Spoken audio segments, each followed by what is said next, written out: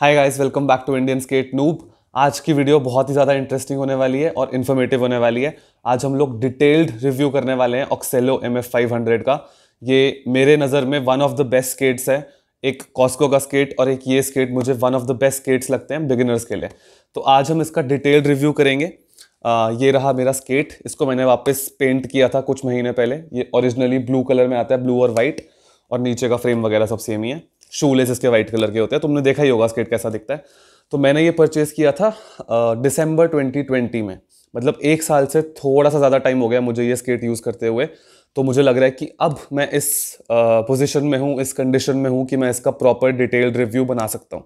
क्योंकि जब तुम नया स्केट लेते हो कोई, उस टाइम तो वो अच्छा परफॉर्म करता ही है ऑब्वियसली, क्योंकि वो एकदम नया है, ब्रांड न्यू है। अब मैंने इसको जब एक साल यूज़ कर लिया है, अब मैं बता सकता हूँ कि इसमें क्या प्रोज एंड कॉन्स हैं और क्या चीज़ें मुझे इसकी पसंद आई और क्या चीज़ें इसकी पसंद नहीं आई। तो वीडियो शुरू करते हैं। शुरू करने से पहले प्लीज़ अगर सब्सक्राइब नहीं करा चैनल को तो सब्सक्राइब कर लो, लाइक कर लो इस वीडियो को, और कमेंट सेक्शन में तुम मुझे बता सकते हो कि तुम्हें और कैसे टाइप की वीडियोस चाहिए। तुम्हारा सब्सक्रिप्शन बहुत इंपॉर्टेंट है मेरे लिए ऐसा कंटेंट लाने के लिए फ्यूचर में।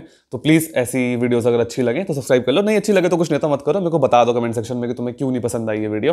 तो शुरू करते हैं। तो सबसे पहला पॉइंट, हम थोड़े पॉइंट्स पे डिस्कशन करेंगे। सबसे पहला पॉइंट जो है वो है हार्ड बूट। मेरे को देखना है कि एक साल में हार्ड बूट इसका कितना वेयर एंड टेयर हुआ है।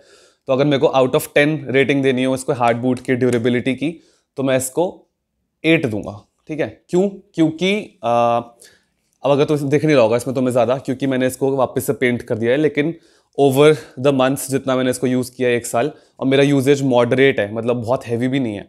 तो मैं ये भी नहीं कह सकता कि मैंने बहुत हैवीली यूज़ किया है और उसके बाद भी ये बहुत इंटैक्ट है। मैं हफ्ते में ऑन एवरेज 2 बार स्केट करने निकलता हूँ, और वो 2 सेशंस 3-3 घंटे के ऑन एवरेज होते होंगे। तो उस हिसाब से, मैं उस कंडीशन के हिसाब से बात कर रहा हूँ कि हार्ड बूट इसका फेयरली डिसेंट है। क्योंकि अभी भी हार्ड बूट मतलब बहुत ख़राब कंडीशन में नहीं है, बट स्क्रैचेस वगैरह ऑब्वियसली बहुत सारे पड़ चुके हैं। और एक चीज़ जो मुझे इसकी पसंद नहीं आई, जो बेटर हो सकती है, वो है इसकी बकल्स और स्ट्रैप्स की क्वालिटी। क्योंकि जब तुम लेते हो तो ऑब्वियसली काफ़ी अच्छी क्वालिटी है, बट अब इसके स्ट्रैप्स और बकल्स ना काफ़ी लूज हो गए हैं। और ये वाला स्ट्रैप जो ऊपर ये वाला स्ट्रैप है, ये मैं बंद करता हूँ तो ये अटक जाता है, इसको बाहर निकालने में बहुत दिक्कत होती है। और ये वाला बहुत फ्लिम्जी है, इसका नट यहाँ से 2 बार ही निकल चुका है इस वाली पोजीशन से। तो मैंने इसको बड़ी मुश्किल से घसीट घसीट के वापस लगाया। नट के बिल्कुल जो स्क्रू जहाँ पे लगता है वो वाली पोजीशन बिल्कुल फ्री हो चुकी है, तो इसका नट पूरा फ्री हो चुका है। अब इसमें मेजर डिसएडवांटेज ये है कि डीकैथलॉन कुछ भी इसके स्पेयर पार्ट्स प्रोवाइड नहीं करता except for wheels and bearings. तो उसके अलावा मुझे हार्ड बूट का अगर कुछ भी चेंज करना हो तो वो ऑप्शन मेरे पास नहीं है, और ये काफ़ी मेजर डिसएडवांटेज है, क्योंकि मुझे दोबारा से नया स्केट लेना पड़ेगा। तो ये डिसएडवांटेज है। पॉजिटिव चीज़ ये है कि माइनर स्क्रैचेस और इन सब चीज़ों के अलावा जो मैंने तुम्हें बताई अभी, स्ट्रैप्स वगैरह के अलावा, हार्ड बूट अभी भी काफ़ी अच्छी कंडीशन में है। मतलब मैं इसको अगर इन चीज़ों को इग्नोर कर दूं तो काफ़ी अच्छी कंडीशन में है हार्ड बूट। मैं बहुत गिरा हूँ इस स्केट पे। मैंने ऑलमोस्ट सारी की सारी स्केटिंग जितनी मुझे अभी तक आती है सारी की सारी सीखी ही इस पे है। तो उस हिसाब से हार्ड बूट काफ़ी अच्छा है। तो हार्ड बूट को 10 में से 8 दूंगा मैं। ठीक है, नेक्स्ट हम चलते हैं बेयरिंग्स की तरफ। तो इसके बेयरिंग्स में से अब आवाज़ आनी शुरू हो गई है। तुम्हें इसमें नहीं दिख रहा होगा, बट अगर तुमने मेरी वीडियो देखी है इसको चलाते हुए कोई रिसेंटली, तो उसमें बेयरिंग्स की चूं चूं चूं चूं आवाज़ आती है। वो मेरा फॉल्ट है मेरे हिसाब से, क्योंकि जब जुलाई में दिल्ली में रेन्स होती हैं, जुलाई अगस्त में, तो मैंने इसको पानी में बहुत बार चलाया। और ऑल्दो मैंने वापस आके ल्यूब्रिकेट किया है इसको, लेकिन वो फिर भी कहीं ना कहीं कमी रह गई और वो पानी अंदर रह गया होगा बेयरिंग्स के। तो उसकी वजह से बेयरिंग्स में आवाज़ बहुत आती है और फ्रिक्शन बढ़ गई है। तो वो मेरी गलती है, उसके लिए मैं बेयरिंग्स को ब्लेम नहीं करूंगा। बट मैंने पूरे एक साल में अभी तक जितना यूज़ किया, मैंने बेयरिंग्स एक बार भी चेंज नहीं करे हैं।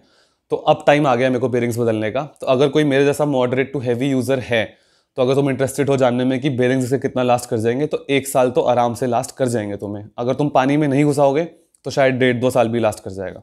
तो बेयरिंग्स को मैं 10 में से 9 दूंगा।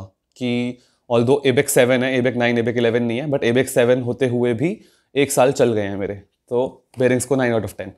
फ्रेम इसका कहीं नहीं गया। इसको मैंने कहाँ नहीं कुदाया, कहाँ कितनी कितनी हाइट से जंप नहीं ली, बट फ्रेम इसका काफ़ी सॉलिड है। इसके लिए बहुत अच्छे पॉइंट्स मिलने चाहिए इसको।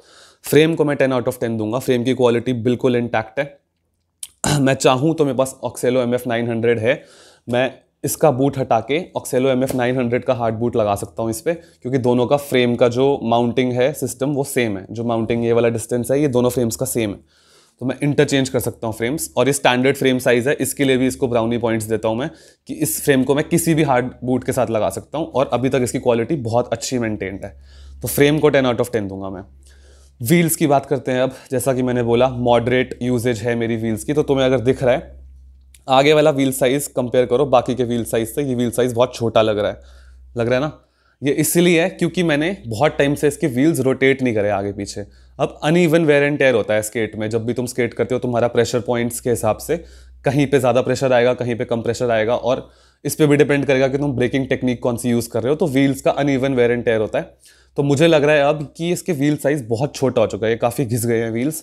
तो ये वाला व्हील स्पेशली तो छोटा लग रहा है बिल्कुल, ये वाला व्हील स्पेशली मुझे लग रहा है कि ये अब शायद 72 से 74 मिलीमीटर का ही रह गया, मतलब आराम से इसके 7-8 मिलीमीटर कम हो गए हैं। ओरिजिनली इसके 80 मिलीमीटर के व्हील्स आए थे।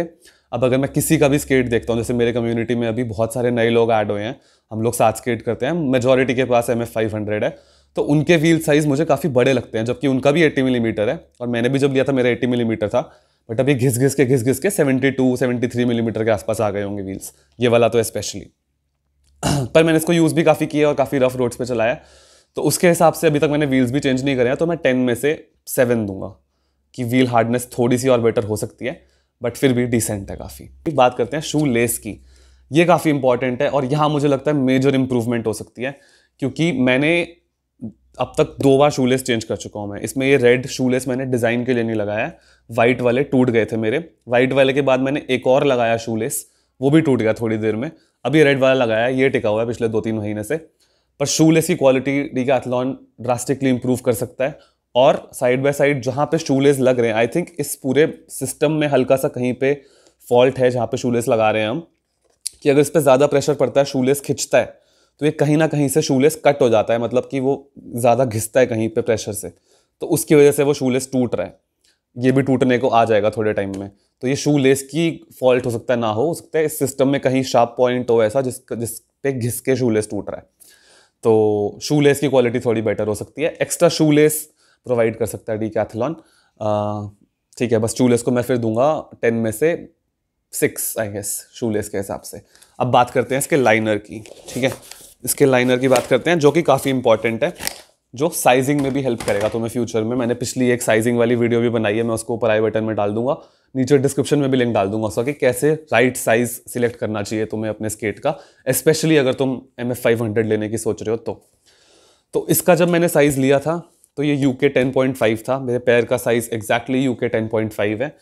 तब मुझे ये एकदम परफेक्ट फिट था, हल्का सा टाइट भी बोलूँगा मैं उस टाइम पे था, बट वो काफ़ी अच्छा फिट था। मतलब मैं उस पर कुछ भी अपना पैर मूव कर रहा हूँ आराम से, तो वो सेम मूवमेंट ट्रांजिशन हो रही थी स्केट पे बहुत आराम से, मतलब कोई भी मेरी अंदर मूवमेंट नहीं थी स्केट के। अब मुझे ऐसा फील होता है ओवर 1 ईयर, धीरे धीरे इसका साइज़ बढ़ के आई थिंक अब ये 11 से ऊपर पहुँच चुका है। 11.25 से 11.5 लाइनर का साइज़ हो चुका है एक्सपैंड होते होते, क्योंकि अब मैं 2 स्केट्स भी पहनता हूँ जब, तब भी 2 स्केट्स नहीं, सॉरी 2 सॉक्स भी पहनता हूँ जब, तब भी मुझे रियलाइज़ होता है कि मेरे पैर के अंदर, मतलब अभी स्केट के अंदर पैर मेरा मूव कर रहा है, जो कि अच्छी चीज़ नहीं है।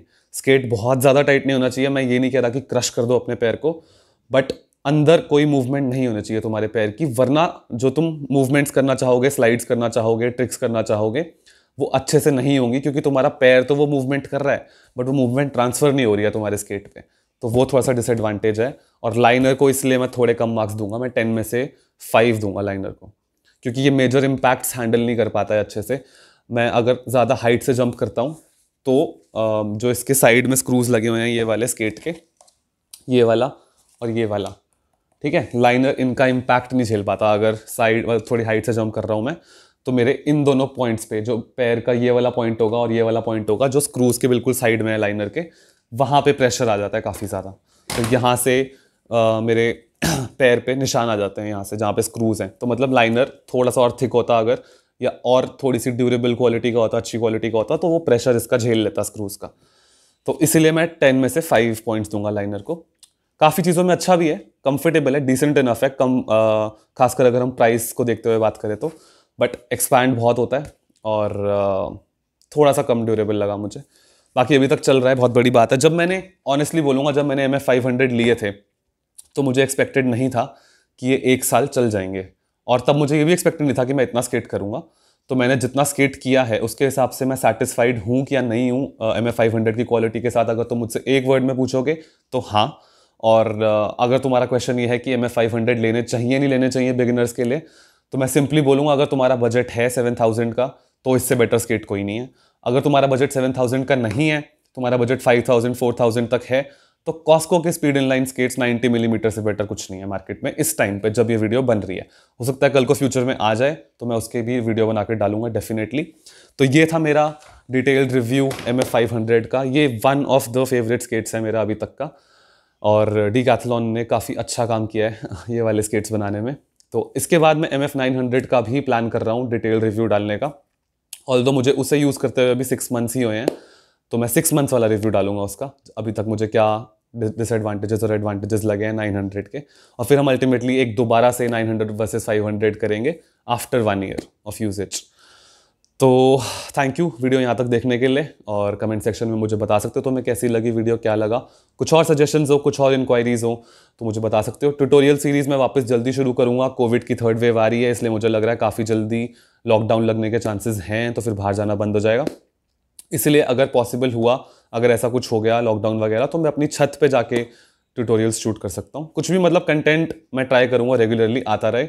और मैंने एक और चीज़ सोची है, प्लीज़ मुझे बताना अच्छा आइडिया या बुरा आइडिया। मैंने सोचा है कि अगर लॉकडाउन लगता है और मेरा स्केट बाहर जाना बंद हो जाता है स्केट करने के लिए, तो मैं घर पे भी अपने लैपटॉप पे कोई इनलाइन स्केटिंग की पुरानी गेम्स खेलते हुए लाइव स्ट्रीम वगैरह कर सकता हूँ। काफ़ी इंटरेस्टिंग रहेगा वो। और इनलाइन स्केटिंग की इससे पहले मैंने आज तक कोई गेम नहीं खेली है लैपटॉप या पीसी वगैरह पे, तो वो थोड़ा सा ऑफ टॉपिक है, बट फिर भी कहीं ना कहीं हम इनलाइन स्केटिंग के स्पोर्ट से तो जुड़े ही हुए हैं और प्रमोशन तो है ही उसकी। तो मुझे बताना तुम कमेंट सेक्शन में ये आइडिया कैसा है, और अगर और कुछ ऐसे आइडियाज़ हो जो घर पे बैठे बैठे लॉकडाउन के टाइम पे मैं इनलाइन स्केटिंग का कंटेंट बना सकूँ, तो मुझे बताना ज़रूर। मैं काफ़ी इंटरेस्टेड हूँ जानने में तुम्हारी ओपिनियन। नेक्स्ट वीडियो में मिलते हैं, तब तक के लिए happy skating, Indian skate noob सलाम, और अपना ध्यान रखो, बाहर मत निकलो ज़्यादा, कोविड बहुत फैल रहा है। मुझे नहीं पता ओमिक्रॉन वेरिएंट कैसा है, कितना डेंजरस है, क्योंकि मीडिया में कुछ समझ नहीं आता, बट स्टिल प्रिकॉशन लेना बेटर है। मैं भी अब ट्राई करूँगा कम निकलने की बाहर। तो मिलते हैं नेक्स्ट वीडियो में, बाय बाय।